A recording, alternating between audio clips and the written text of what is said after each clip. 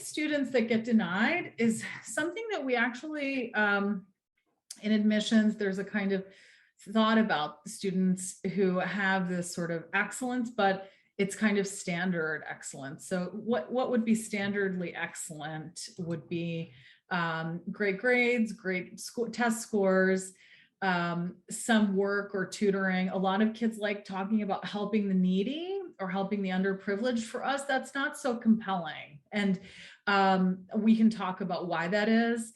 It's because everyone will talk about service like that, and it sometimes does not come across as genuine or authentic. So if you are helping or serving others, you want to talk about it in a genuine, authentic way. Maybe some standard summer programs that might not be so hard to get into or challenging. It doesn't have to be the hardest summer program to get into, but it should be something of value.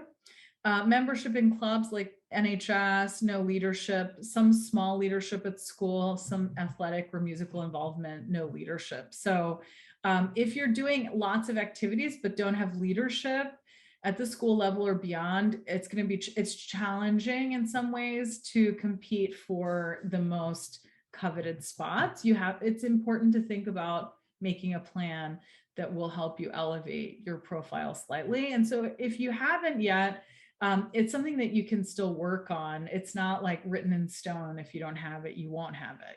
You can still try. Schools will also give you 5 slots for awards on the Common App. So this is what they're asking. So they want to know, what are your academic honors?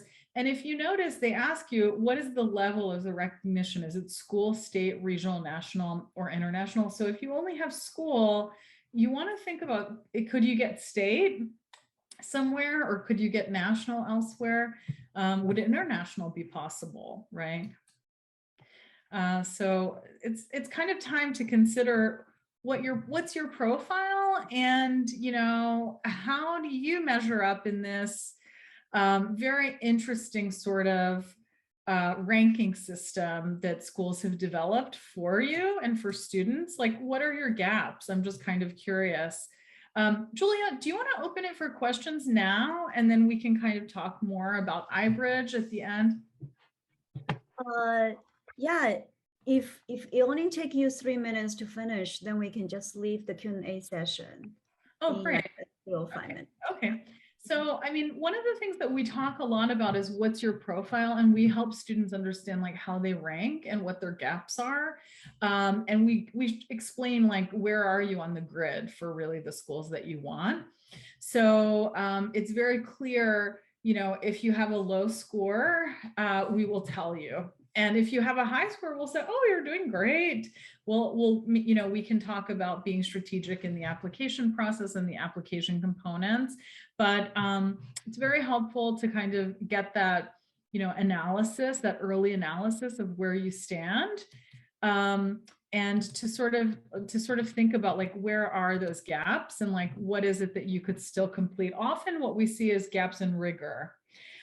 Those by far are the biggest challenge to students. And often students will tell us, we don't want to do physics, or we don't want to do a class. And we will encourage students to kind of go and take like that one last thing that they weren't always keen to do, but need to be a strong standout.